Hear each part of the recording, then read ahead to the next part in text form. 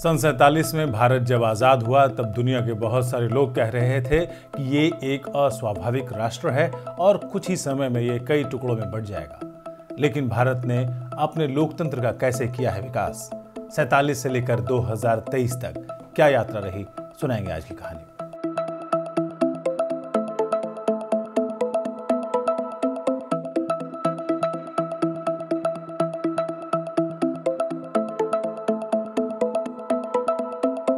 अभिवादन स्वीकार कीजिए मंजीत ठाकुर का।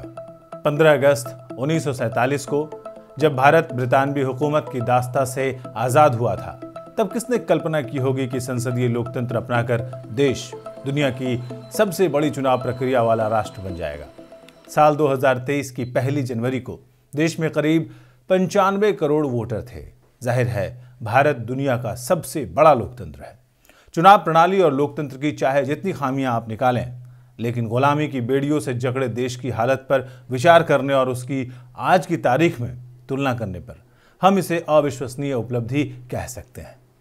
वास्तव में आज़ादी के बाद भारत का पहला आम चुनाव इसी रोमांच के साथ संपन्न हुआ था, इन्हीं सपनों के साथ पूरा हुआ था। पहले आम चुनाव में लोकसभा के 497 और राज्य विधानसभाओं की 3283 सीटों के लिए भारत के 17 करोड़ 32 लाख वोटर रजिस्टर किए गए थे। इनमें से 10 करोड़ 59 लाख लोगों ने, जिनमें करीब 85% लोग अपना नाम भी नहीं लिख पा सकते थे, अपने जनप्रतिनिधियों का उन्होंने चुनाव किया और पूरे विश्व को हैरत में डाल दिया था। 25 अक्टूबर 1951 से 21 फरवरी 1952 तक, यानी करीब 4 महीने तक चली उस चुनाव प्रक्रिया ने भारत को एक नए मुकाम पर लाकर खड़ा किया था। ये अंग्रेजों द्वारा लूटा पीटा और अनपढ़ बनाया गया कंगाल देश जरूर था, लेकिन इसके बावजूद इसने स्वयं को विश्व के घोषित लोकतांत्रिक देशों की कतार में खड़ा कर दिया। आपको यह जानकर हैरत होगी कि देश के पहले आम चुनावों में पहला वोट हिमाचल प्रदेश में डाला गया था। 25 अक्टूबर 1951 को जैसे ही पहला वोट हिमाचल प्रदेश की चिनी तहसील में पड़ा, एक नए युग की शुरुआत हो गई। आज़ादी के संघर्ष के कारण देश के आम जनमानस में तो कांग्रेस का ही नाम बैठा हुआ था उस समय, इसलिए कांग्रेस ने 364 सीटें जीतकर प्रचंड बहुमत हासिल किया। भारतीय कम्युनिस्ट पार्टी 16 सीटें जीतकर दूसरी सबसे बड़ी पार्टी के रूप में उभरी। आचार्य नरेंद्र देव, जयप्रकाश नारायण और डॉक्टर राम मनोहर लोहिया के नेतृत्व वाली सोशलिस्ट पार्टी को 12, आचार्य जेबी कृपलानी के नेतृत्व वाली किसान मजदूर प्रजा पार्टी को 9, हिंदू महासभा को 4, डॉक्टर श्यामा प्रसाद मुखर्जी के नेतृत्व में भारतीय जनसंघ को 3, रिवॉल्यूशनरी सोशलिस्ट पार्टी को 3 और शेड्यूल कास्ट फेडरेशन को 2 सीटें मिली। कांग्रेस को करीब 45% वोट मिले थे। उस आम चुनाव की खासियत थी कि उस वक्त एक निर्वाचन क्षेत्र से एक से अधिक सीटें हुआ करती थी, यानी आज जिस तरह एक लोकसभा सीट से एक एमपी यानी एक सांसद चुना जाता है, उस वक्त एक से अधिक सांसद चुने जाने वाली कई सीटें थी। लिहाजा 489 सीटों के लिए 401 निर्वाचन क्षेत्रों में चुनाव हुआ। 1960 में इस व्यवस्था को समाप्त कर दिया गया। 1952 के चुनाव में 1 सीटों वाले 314 निर्वाचन क्षेत्र थे। 86 निर्वाचन क्षेत्रों में 2 सीटें थी और एक क्षेत्र ऐसा भी था जहां 3 सांसद चुनकर आए थे।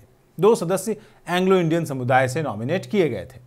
चुनाव में भारतीय राष्ट्रीय कांग्रेस की ओर से प्रधानमंत्री जवाहरलाल नेहरू ही स्टार प्रचारक थे। आपको पता होगा कि उस समय वो प्रधानमंत्री बन चुके थे 47 में ही। उन्होंने अपने चुनाव प्रचार अभियान के तहत 40,000 किलोमीटर की यात्रा करते हुए करीब 3.5 करोड़ लोगों को संबोधित किया था। उस वक्त सड़कों और रेलों की स्थिति को ध्यान में रखा जाए तो ये एक असाधारण काम था। हालांकि विपक्षी पार्टियों के लिए काम करने के कई अवसर थे, उनके पास कई तेजस्वी नेता भी थे, लेकिन उनके पास संगठन, संसाधन और कार्यकर्ता ऐसे नहीं थे कि वे इतना व्यापक अभियान चला पाते। उस समय मीडिया का भी इतना विस्तार नहीं था कि उनके जरिए अपनी बात लोगों तक पहुंचाई जा सके। तब भी अलग अलग क्षेत्रों और राज्यों में कांग्रेस के अलावा अन्य पार्टियां आज़ाद भारत के पुनर्निर्माण, जीवन यापन, आम नागरिकों के अधिकार, राजनीतिक पार्टियों के ढांचे, इकोनॉमी, समाज, संस्कृति, इन कई सारे मुद्दों को लेकर जनता के बीच गई और इसी का नतीजा था कि करीब 31% वोट इन पार्टियों को मिले। देश के पहले लोकसभा चुनाव में हर दल की अलग मतपेटी थी, यानी अलग बैलेट बॉक्स था। आज इस बात की कल्पना करना कठिन है कि लोकसभा और विधानसभाओं के लिए पहला आम चुनाव संपन्न कराना कितना बड़ा काम था। घर घर जाकर मतदाताओं का रजिस्ट्रेशन ही अपने आप में इतिहास बनाने जैसा काम था। अधिकतर वोटर पढ़ना लिखना नहीं जानते थे, इसलिए पार्टियों और उम्मीदवारों के लिए चुनाव चिन्ह की व्यवस्था की गई। अलग अलग पार्टियों को अलग अलग चिन्ह मिलते थे, जैसा आप जानते हैं। जैसे कि आज भारतीय जनता पार्टी का कमल है, भारतीय राष्ट्रीय कांग्रेस का हाथ छाप है। किंतु तब बैलेट पेपर के नाम और चिन्ह नहीं होते थे। हर पार्टी के लिए अलग बैलेट बॉक्स था जिन पर उनके चुनाव चिन्ह बनाए गए थे। यानी आपने वोट दिया और जिस भी पार्टी को आपने वोट देना है उसके बैलेट बॉक्स में जाकर के वो अपना बैलेट पेपर डाल देना है। इसके लिए लोहे की 2 करोड़ 12 लाख बैलेट बॉक्स बनाए गए थे और करीब 62 करोड़ बैलेट पेपर छापे गए थे।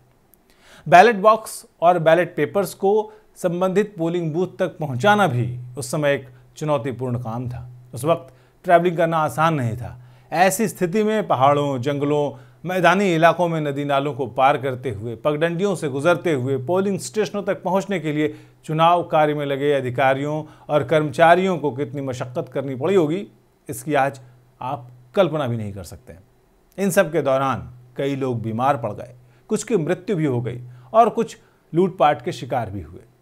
कहा जाता है कि पूर्वोत्तर में म्यांमार की सीमा से लगे मणिपुर के पहाड़ी क्षेत्रों में तो स्थानीय लोगों को ये कहकर तैयार किया गया कि आप इस मतदान सामग्री को उन जगहों पर तक पहुंचाने में मदद करें तो बदले में आपको एक कंबल और बंदूक का लाइसेंस दिया जाएगा। इस तरह अलग अलग क्षेत्रों में अलग अलग तरीके अपनाए गए। उस समय सुकुमार सेन मुख्य चुनाव आयुक्त नियुक्त हुए थे। मतदाताओं के पंजीकरण से लेकर राजनीतिक दलों को चुनाव चिन्ह देने तक और साफ सुथरा चुनाव कराने के लिए योग्य अधिकारियों के चयन का काम उन्होंने बखूबी किया। वे सरकारी खजाने के पैसे की कितनी चिंता करते थे, इसकी एक मिसाल ये था कि उन्होंने बैलेट बॉक्सों को सुरक्षित रखा। उन्होंने जितना संभव हुआ मतपेटियों को सुरक्षित रखने की व्यवस्था की और 1957 के दूसरे आम चुनाव में इस वजह से सुरक्षित रखे जाने की वजह से करीब 4.5 करोड़ रुपए सरकारी खजाने के बचाए। कुल मिलाकर हमारे कहने का मतलब यह है कि जिस चुनावी ढांचे के जरिए संसदीय लोकतंत्र का जो लंबा सफर हमने अभी तक तय किया है, उसके लिए आज़ादी के आंदोलन के दौरान ही नहीं बल्कि आज़ादी के बाद भी लाखों लोगों ने अपना योगदान दिया और उनके जहन में बस एक ही बात रही थी, नेशन फर्स्ट।